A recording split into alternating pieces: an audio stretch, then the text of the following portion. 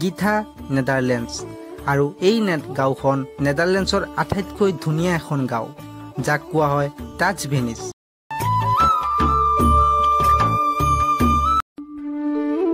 আজি মই আপোনালোকক ক'ব গৈ আছো ধুনীয়া গাঁও এখনৰ বিষয়ে, যোনটো গাঁৱৰ কথা শুনিলে আপোনালোকৰো যাবলৈ ইচ্ছা কৰিব। আহকচোন গাঁৱৰ বিষয়ে জানিলেও।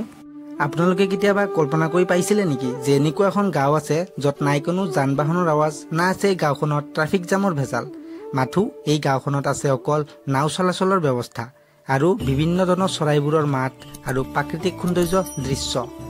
আচ্ছা, এতিয়া মই আপোনালোকক লৈ গৈ আছো এনেকুৱা এখন সপোনৰ গাঁৱত, গিথা নেদাৰলেণ্ডছ।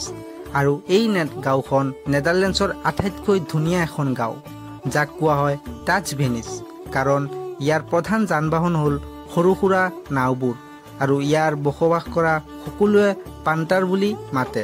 আৰু এই গিথা নেদাৰলেণ্ডছ নামৰ গাঁওখনত সোমাৰ লগে লগে লাগিব যে আপোনালোকে কোনো এখন কিতাপৰ ভিতৰত সোমাই গৈছে, য'ত আছে সৰু সুৰা খাল বিল, কাঠেৰে তৈয়াৰ কৰা দলং, দেখিবলৈ ইমানেই ধুনীয়া যেনেকে কোনোবা প্ৰাকৃতিক সৌন্দৰ্য দৃশ্য।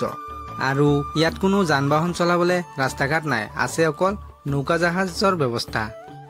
আৰু এই গাঁওখনৰ জন্ম হয় 1230 চনত। প্ৰথমতে এই গাঁওখনত খেতিয়ক কেইজনেহে বসবাস কৰিছিল আৰু তেওঁলোকে জীৱন যাপন কৰিছিল প্ৰকৃতিৰ ওপৰত নিৰ্ভৰ কৰি। আৰু সময়ৰ লগে লগে এই গাঁওখন বিভিন্ন বস্তুত পৰিৱৰ্তন হৈ পৰিছে আৰু এই গাঁওখন মানুহৰ বহুতো শান্তশিষ্ট, তেওঁলোকে প্ৰকৃতিৰ লগত মিলিজুলি জীৱন যাপন কৰে। আৰু এই গাঁওখন বেছিভাগ ঘৰ কাঠৰে তৈয়াৰী আৰু বসন্তকালত এই গাঁওখনত ফুল ফুলেৰে ভৰি উঠে।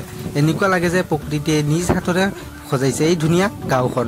আৰু এই গাঁওখন ফুৰিবলৈ আহিলে আটাইতকৈ জনপ্ৰিয় হ'ল নাও যাতায়াত।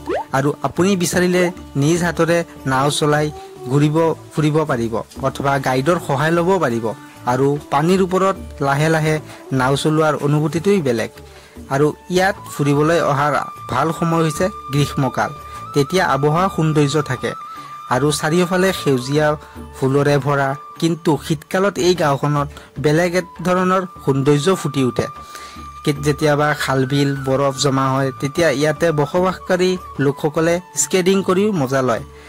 আৰু গিথাৰ অকল এখন গাঁৱে নহয়, এই গাঁওখন নেদাৰলেণ্ডৰ আটাইতকৈ ধুনীয়া এখন গাঁও বুলিও আমি ক'ব পাৰি, কাৰণ ইয়াৰ পৰিৱেশটো ইমানেই ধুনীয়া যে চালে চাই থাকিবলৈ মন যায়।